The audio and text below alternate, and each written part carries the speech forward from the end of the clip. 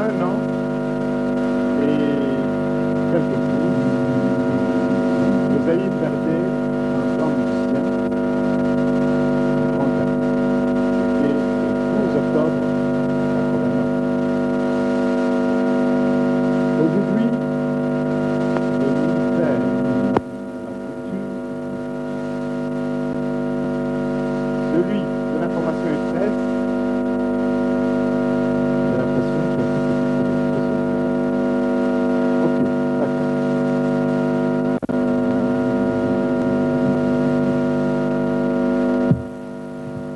voilà, c'est plus clair. Je disais qu'il y a de Luambo Makiadi. Aujourd'hui,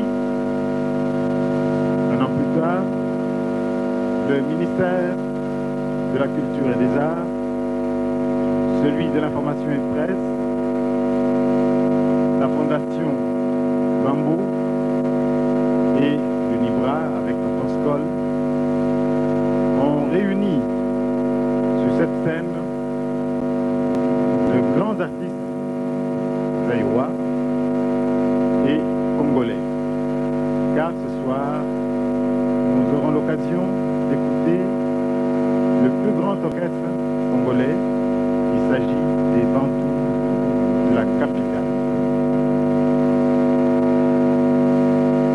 Il y aura des jeunes.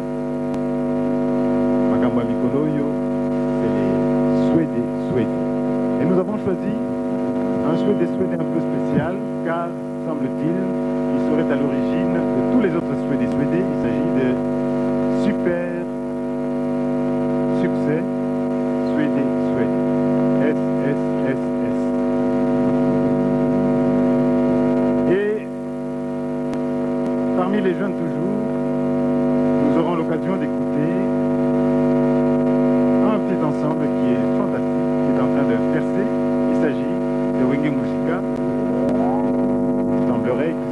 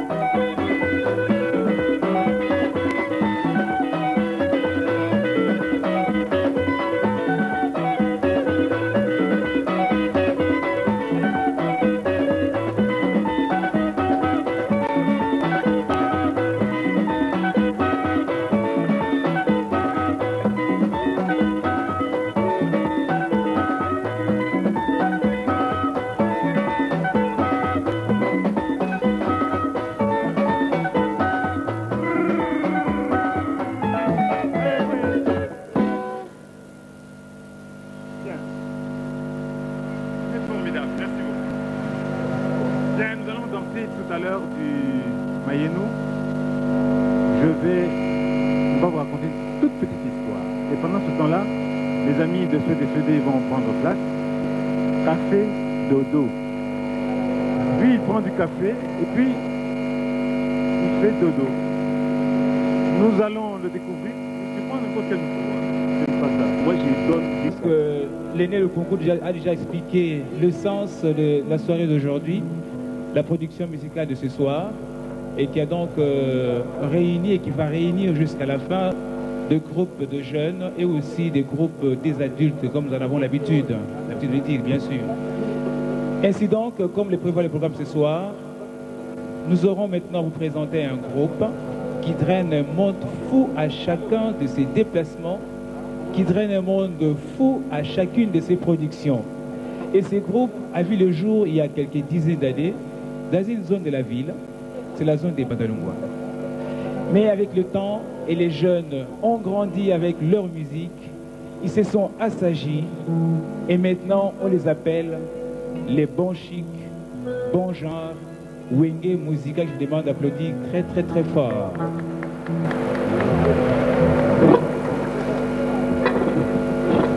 Et voici donc pendant au moins 40 minutes l'orchestre Wenge Musica.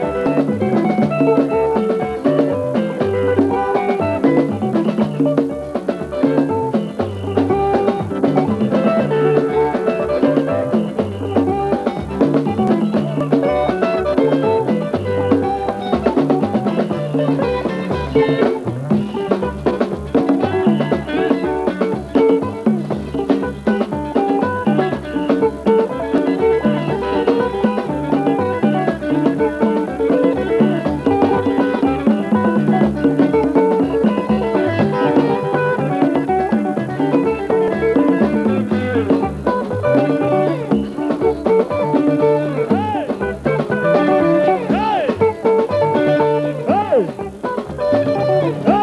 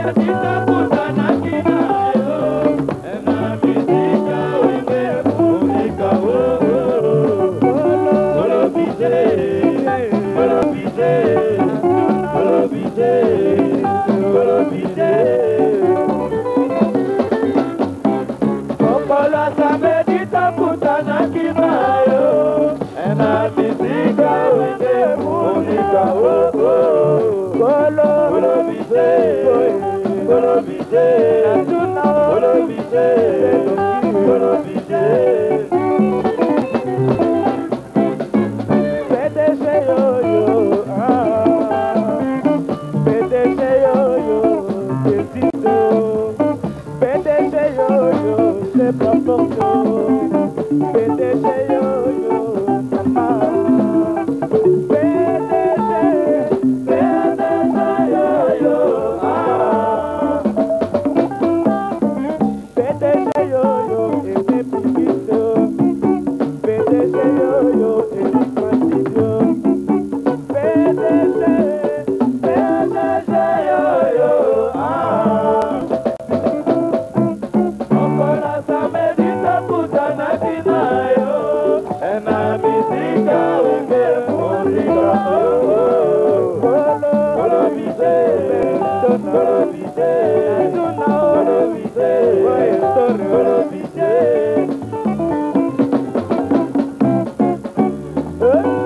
Alors pour la journée à l'élo, ça s'appelle du Miki. Nous avons commencé là, le logo, la date, merci bien. Banzele, botalaye, botalaye, botalaye, botala, botala, persona grataou. Papi kimbie, persona grataou. Botala, botala, botalaye.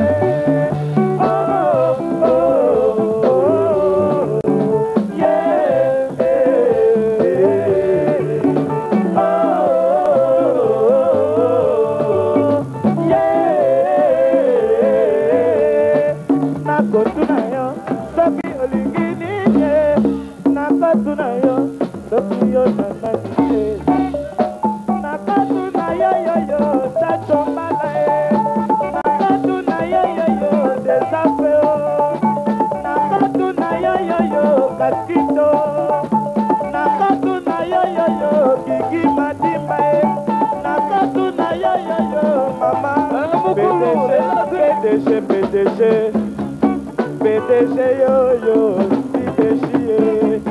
PDG yo, Queredo. PDG yo, Mokola samedita kutana kinayo ena misika wende musika Kolo bise Kolo bise Kolo bise Kolo bise Waouh.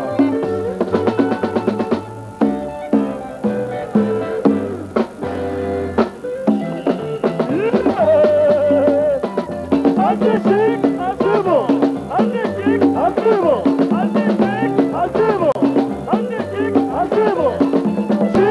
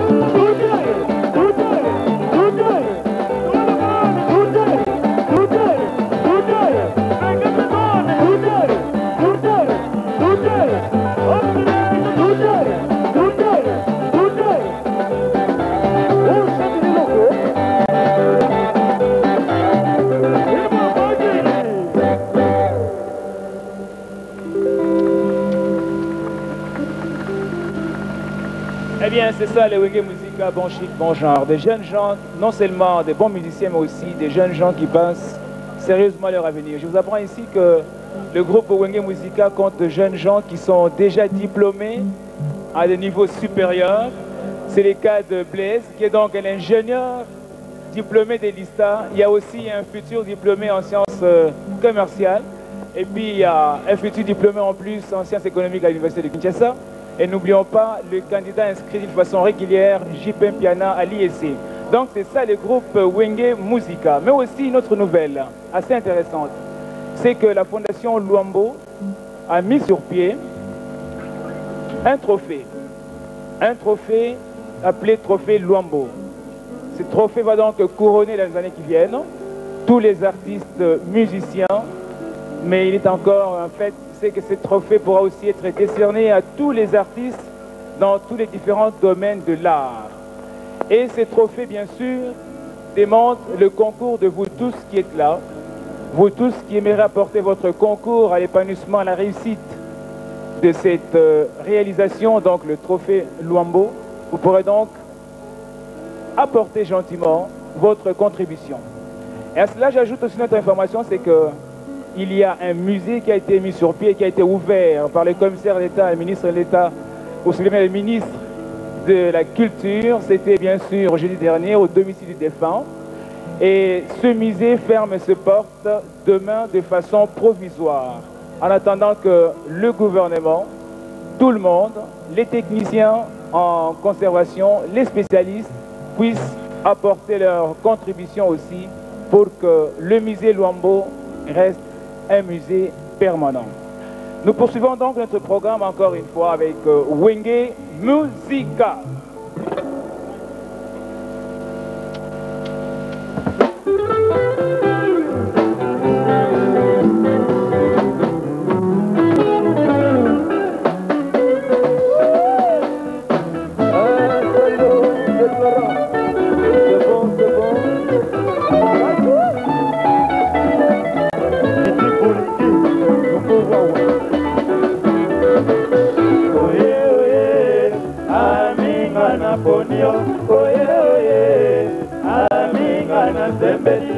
C'est la vérité d'Adibito Dingana pleuré.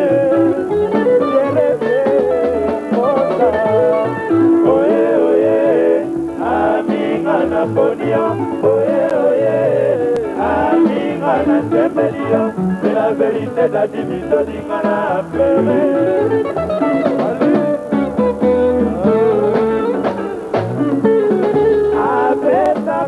Bambata ya bolingo asilikaka na motema nde santima asekisaka nga na mino na ye ya nsalo pembele ya nzoko mpasi mpo ya bozwi yango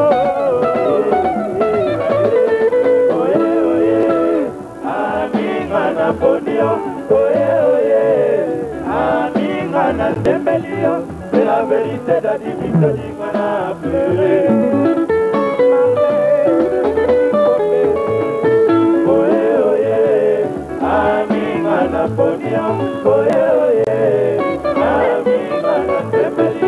C'est la vérité d'Adibito Dingana.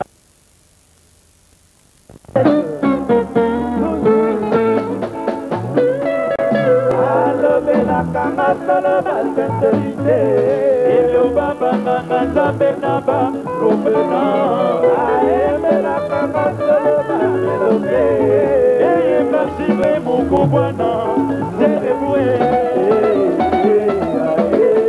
oye oye amingana sembelio c'est la vérité d'Adibito Dingana.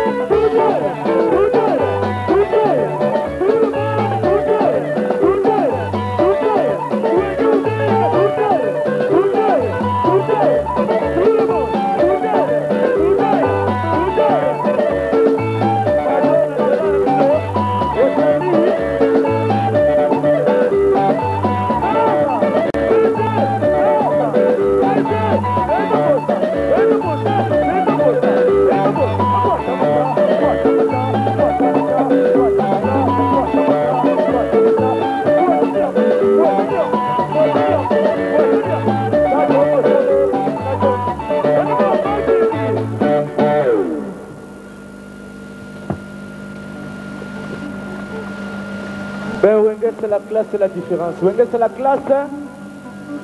Ah oui, tout le monde en a. Bino mo boza mo nangaka, za makambu. Wenge likolo. Mais mokolo. Oh, bazo mi kujente, photo yo kamo bien. Pour zo mon ana. Ah oui. Wenge c'est la classe, c'est la différence. Wenge c'est la classe. Ah oui, OK. Mela skol. Skol pona bino sena skol pona biso sena yo.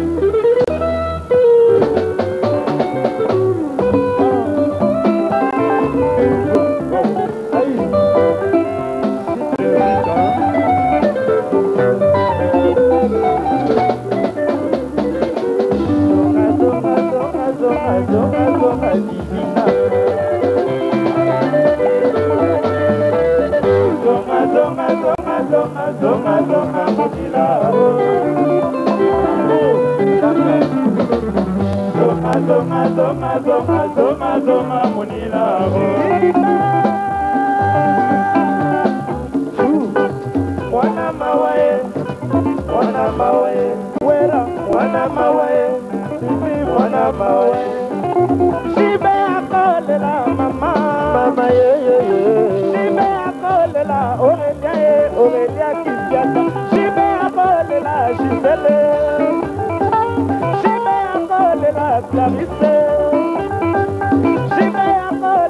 Magali Hervé Jibe akolela Laetitia wapi Sandra Jibe akolela mama olingi komona mibali kitoko ya kana wenge awi ale makaba kitoko ye masela kitoko économiste Seleboué kitoko kai moko Jibe Piana kitoko Weransone kitoko abetuta kona mayaki mulu Jibe abetuta kona mayaki mulu Rachele abetuta kona mayaki mulu Kisha abetuta kona mayaki mulu Paswe na Kongo Jibe akolela Tengote Kizito Jibe akolela mama Jibe akolela Jela Jibe akolela Masibi Chichie Oussa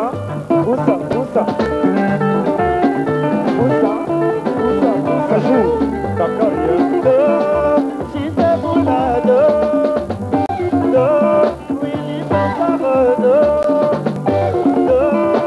Igo Kwele Kwele Do Eric Mani Do Yomote mama Chanto mama leka Yomabato mama Lelio na maina miso Yote Zombirama Lelelelele Mama oh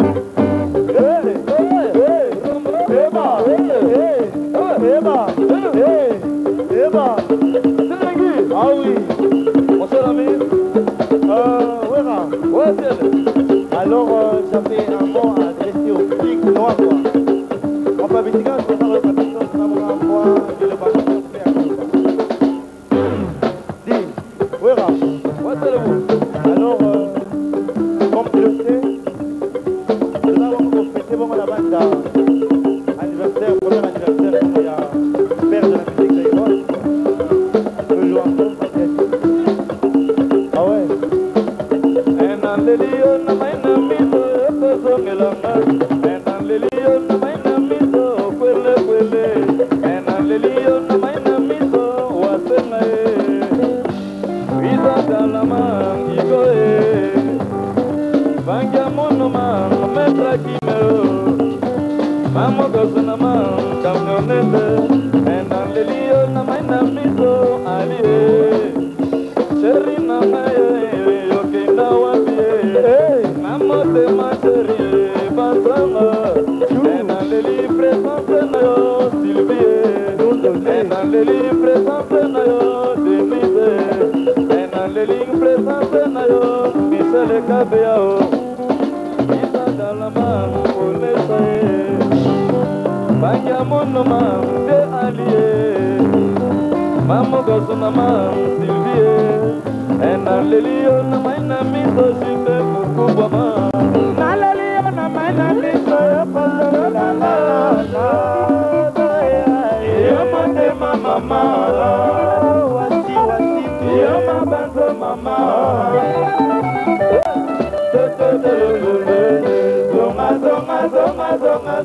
zonga monilavo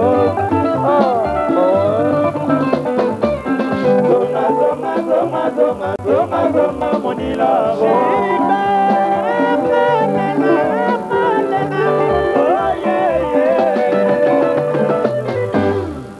ale makaba yambelanga bati yambelanga Dize masela yambelanga nasala nini mpona kisina Jibe akolela nanani Jibe akolela Monika Jibe akolela Mikuchanga na ye Jibe akolela Tite Jibe akolela mama olingi komona banzele kitoko ya kana wenge ai maestore kitoko mama tiba kitoko ai batie kitoko sideshie alibaye kitoko yo pierre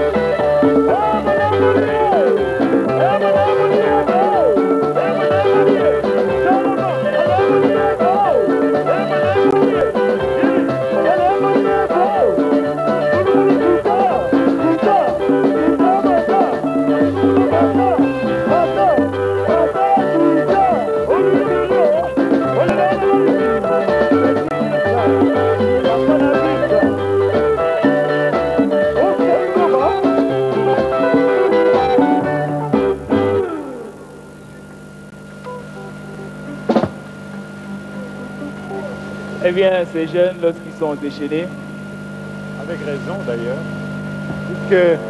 puisqu'il y a même de l'argent qui entre sous scène. eh oui, il fallait s'y attendre. Bien, le Wenge Musica, c'est encore un filon presque inexploité. Inexploité. Et qu'ils cherchent que... Qu'est-ce que tu nous proposes maintenant? Eh bien, maintenant, nous allons passer à un autre groupe qui nous amène une chanson souvenir. C'est un groupe de jeunes gens qui ont pensé à l'aîné, celui qui fut le grand maître que nous regrettons tous aujourd'hui. Et c'est le groupe Nouvelle Génération. Ce groupe de jeunes gens de Lemba va donc nous interpréter ici une chanson dans laquelle on rend hommage au grand maître Lokanga Ladjo. Je voudrais signaler en passant que l'orchestre Bantou qui a traversé le pool est dans la salle et bientôt va passer sur scène. Mais en attendant l'installation, de cet orchestre que Bivanga a annoncé. Café Dodo, tu n'as plus rien à dire, c'est ça? Oui, il a une toute dernière histoire à nous raconter, Café Dodo. Bien, Café Dodo, c'est encore dans la salle, je crois qu'il est là, oui, il s'amène. C'est un jeune homme que j'ai découvert comme ça à l'ISC. Moi, je l'ai découvert à Bandal, à l'écurie Maloba. Ah bon, il n'y a pas longtemps. Pas tellement longtemps. Alors, Café Dodo, qu'est-ce que tu racontes? Mouta. Mouta? Oui. Mouta, c'est une chanson qu'un Congolais avait chantée, Antoine Mundana, Alors, que je vais interpréter tout de suite. Ah, mais oui, est-ce que ça vous rappelle quelque chose? C'est-à-dire? Antoine Mundana. Oui, un grand chanteur, mais malheureusement qui n'est pas... Qui n'est plus de ces mots, je pense. C'est ça, et qui n'est pas avec nous ce soir. Enfin, qui est en esprit avec nous. Voilà. Ok, c'est parti, Café Dodo. Histoire. Annonce. Histoire. Poto poto mboka monene solo Kinshasa poto moindo. Ngai na uti maluku maluku mboka moko bateke. Baninga natiki maluku maluku mboka moko bateke. Ngai natiki maluku na matibwato nanga ndekeluka. Baninga natiki maluku na matibwato nanga ndekeluka. Ngai nakati ebale bale yango ezanga mukuwa. Baninga nakati ebale bale yango ezanga mukuwa. Tango nakomi na ndolo nakangi bwato nanga ndekeluka. Baninga nakomi na ndolo nakangi bwato nanga ndekeluka. Tango natekisi bakwanga natangi mbongo nanga ekoki. Baninga natekisi biloko natangi mbongo nanga ekoki. Kasi baninga boyoka suka likambo oyonga namona. Baninga boyoka suka likambo oyonga namona. Tango nalingi kukenda na yoki gendarme. Mutelema. Nalingi kukima natali mususu simananga. Mayela masili na komi kubeta beta misu. Baninga tengi mikanda na pesi yango nyoso ya leta. Tango asiri sikutanga kamati yango ati na poshi. Tango nalingi kuluba mbata eleli. Na patapata boye ngondo na mukongo. Abambi na motonga moko pe na bandiko lela. Anga mouta oyombo kate. Anga mouta oyombo kate. Baninga na lingi na kima anyati na mayanzi. Na patapata boye ngondo na mukongo. Akangi na kingwa ningi singai abwa kinga kuna. Anga mouta oyombo kate. Anga mouta oyombo kate. Poto poto mboka monene solo Kinshasa poto moindo. Histoire ici la raté. Merci beaucoup.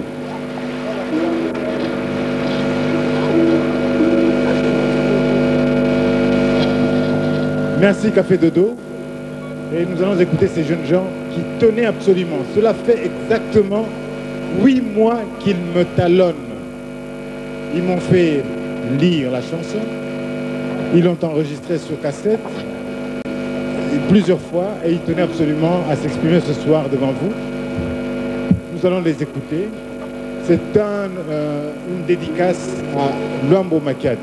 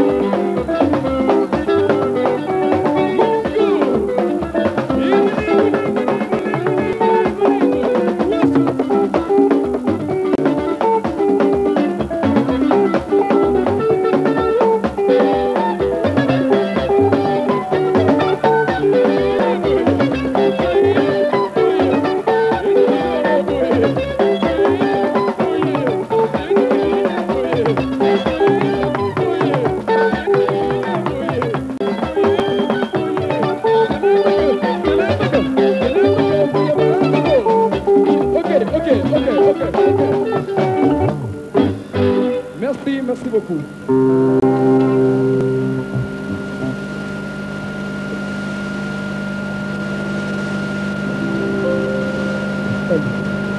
Tokoloba Moke. Toko remercier mingi Papa Lokoko Sampo. Nandenge lelo apesi biso occasion ya koyokisa bino eloko oyo. Nakanisi tokoloba trote pour la soirée ya lelo asi aebisaki bino. Alors na bolingo pour na kokanisa valeur ya artiste wana na kosenga na seul mobimba. Tokotelema 1 minute ya silence na mémoire ya grand maître Lombo Makiadi. Alors tous à la gentille, na honneur naïe, étant que grande vedette,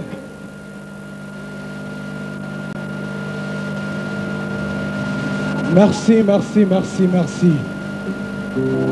Liwa ya Lombo Makiadi, nakateroma.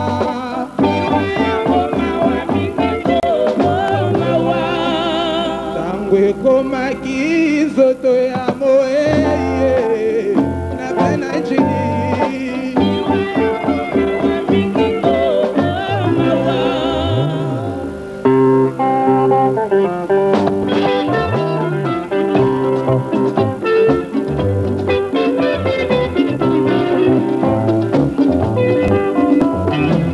Bana nyoso ya Afrika na mawae, Europa, Amerika na mawae, Asia, Oceani na mawae.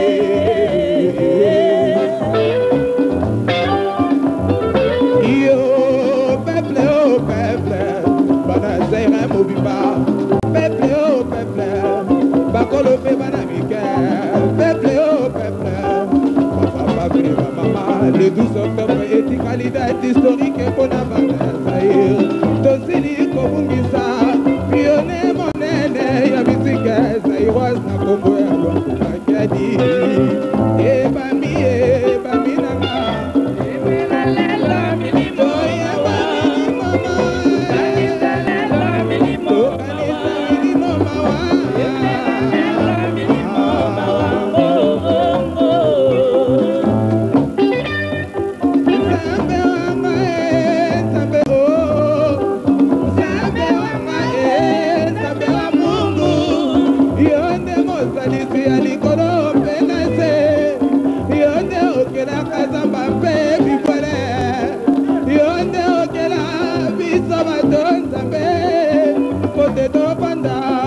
Komiso seko boniliwa komingisa kati ya mokili na yo pe akomikosilisa biso basali na ya boye soki tosalaki mabe papa limbisa biso soki tobukaki mibeko limbisa biso nzambe longolela biso seliwa kati ya mokili tala ndenge tokomi kovanda ntango nyonso ase na mawa ndeko bozalaki na ye na butu ndeko boliaki bomelaki esika moko bopesani ye na kata ya bokokutana alobi ye ekoma na ntango okuti matala na kati ya lopango bato bazingi mbeto bango wana bazali kolela bobenga ye na kombo bolela ye na mabiso yo asili kokumba ye na mokili mosusu soki azalaka mobali to mpe mwasi soki azalaka moto to mpe elima atikaka na ye mpe ata adrese te o poteba soki anjour tokokutana mpe na bandeko bakende soki nakanisi balanga nzembo bakende epesaka mae nakomaka kolela soki nakanisi ya lisusu mawa lwambo Makiadi lwambo Makiadi adieu lwambo adieu que ton âme repose en paix Zabe asunga molimona Zabe asunga Makiadi rembo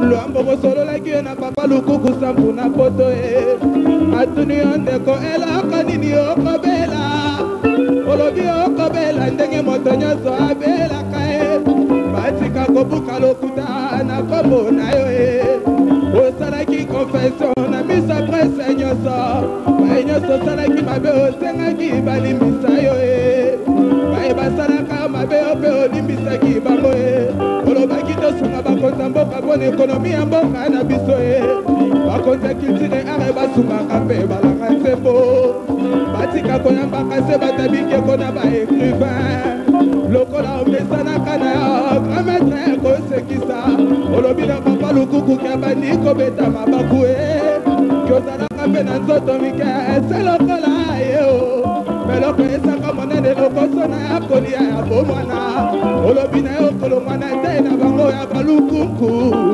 okozongela nzoto na minene grand-maître wana zere totikatu batu bebebisaka lokumu ya mboka merci na papa na ndenge asungaki yo e olakaki okozonga bana zaire tosepelaki ye lelo okomi kozonga zaire grand-maître ebembe lelo okomi kozonga zaire grand-maître na sanduku ikamba pasi afrika ye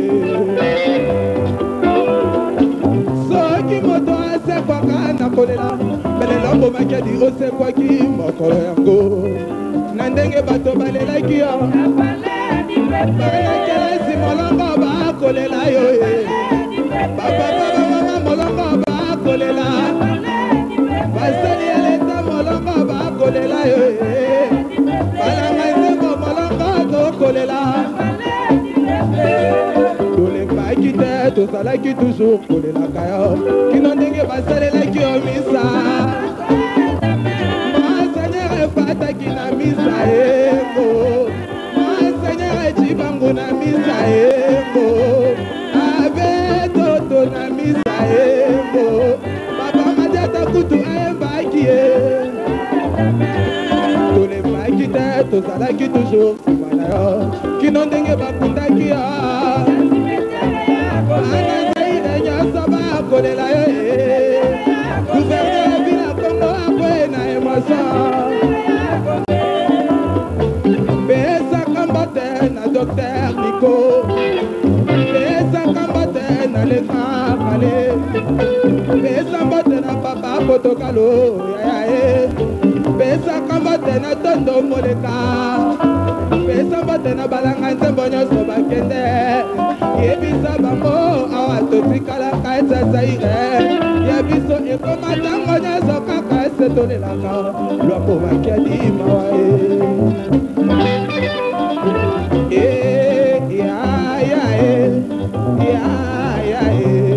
yaya lutumba batela okejasa boye bakolingana esurtout bokeba na matongi bosimba na makasi okejasa ezali monima monene etiki grand-maître yaya biso bana nouvelle génération toyembeli ye nzembo yo toetikala monima banafrika nyonso tokanisaka na nzembo oyo bajo mabenge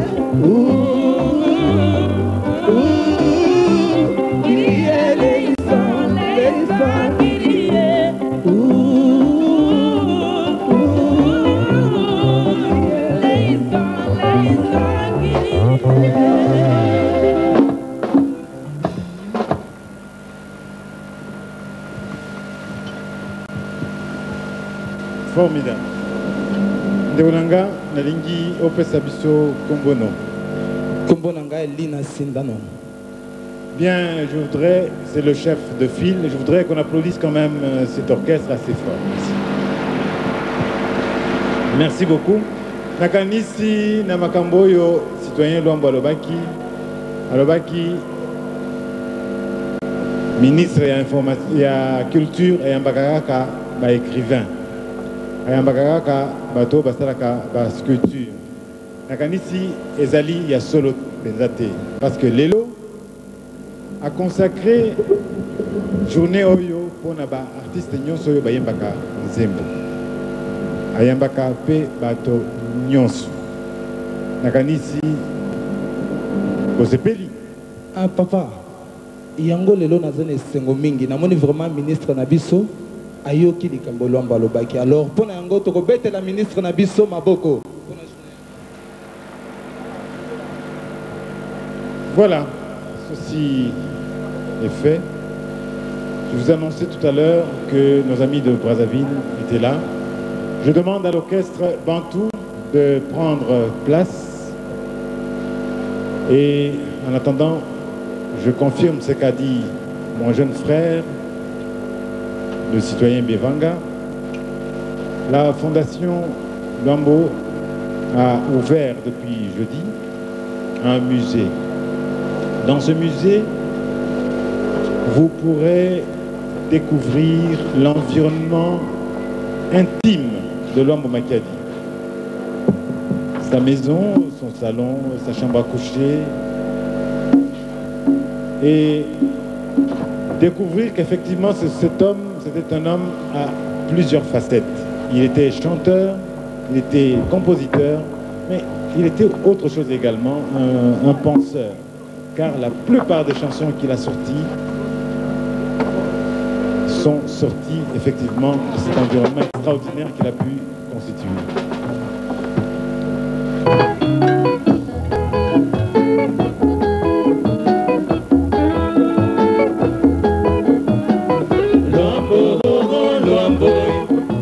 François, Franco de Miamor, Luambo Makiadi, Mwana ya Babelena, Congo et Tongo, les musiques d'Afrique, Congo et Pestilo, Kumu na ba musicien, Lelo et Bungi Totikali na Mawai, Lelo et Bungi Totikali ba etike, et les poezali, moyen Tobo Sanate, Zamba Yamba Yati Aïnesika, la Bibele Yahweh, Yahweh Abolingo, Lokola zongi se boli mwe pa ya kolo nzambe awa ose atikali imote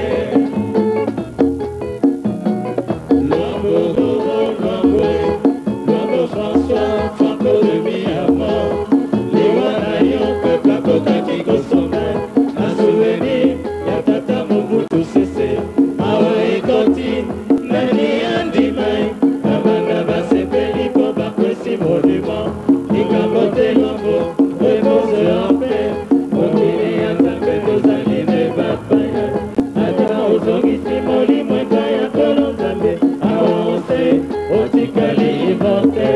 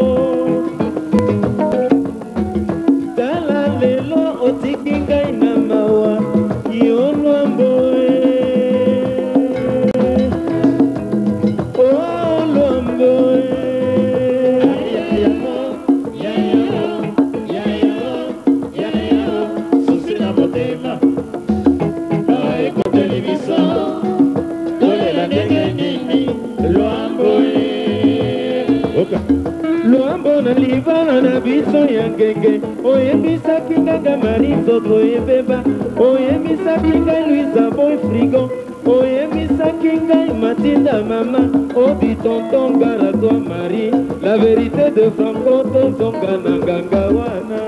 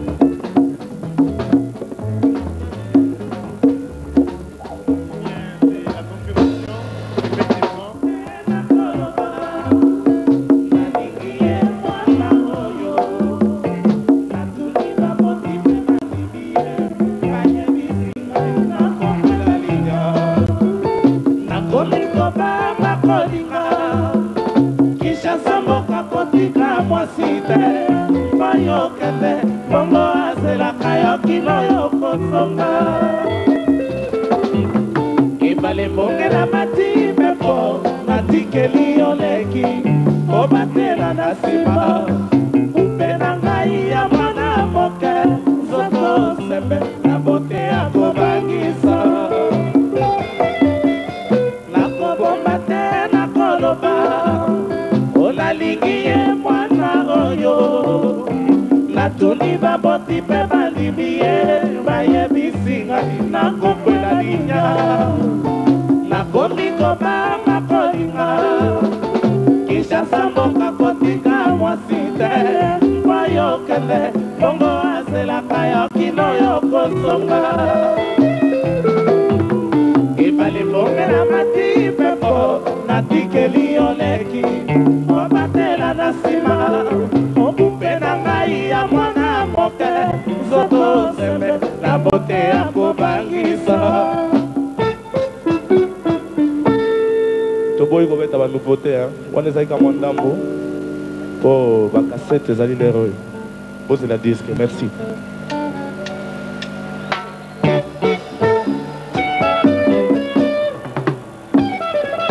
nga nawengo nawe bolingo soki nga nawe mama nawe na nyonga moto te nandimingo nandimidilitabo moto bangai na bopovo na ngayo nyongo ya libumweleki nyongo ya kolata toyaka na mokili moto na bamoyen na ye bakotilanga na depa baninga mpona nini nga nawe nabo mama yo nga nawe ngo nawe bolingo soki nga nawe mama nawe na nyonga moto te yogo nandimi jinitabo moto bwangai na bopomo na ngayo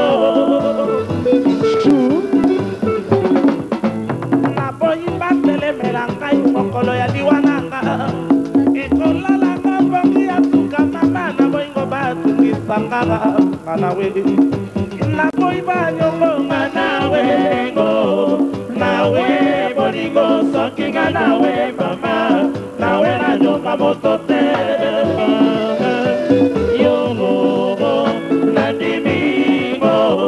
nandimijinitabo moto bwangai na bopomo na ngayo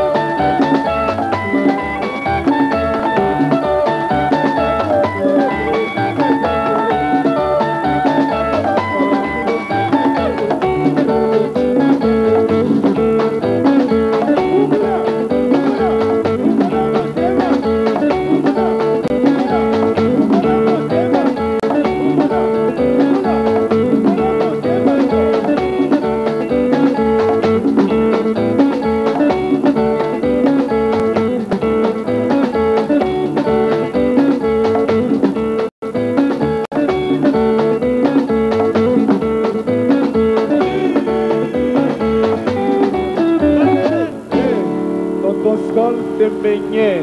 La bière, c'est la Skol. Skol, Bonabiso et les guignols. Formidable, formidable. Mais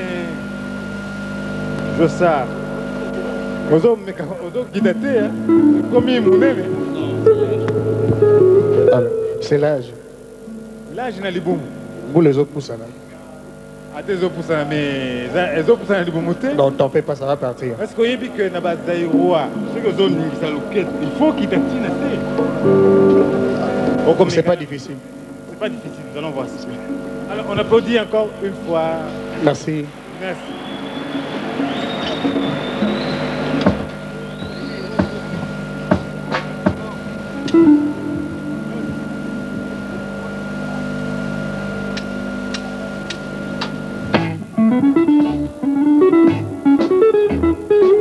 Chokombu.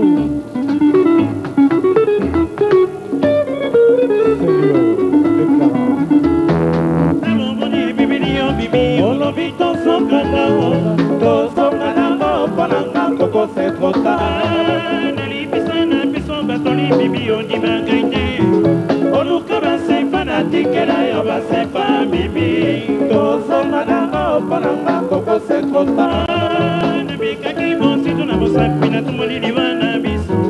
Succès, mon candidat, et commissaire pour le bibi. C'est trop tard. C'est qui a des chances, papa n'arrive pas.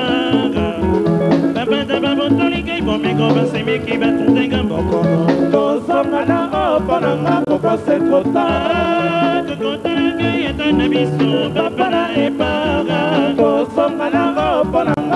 C'est trop tard.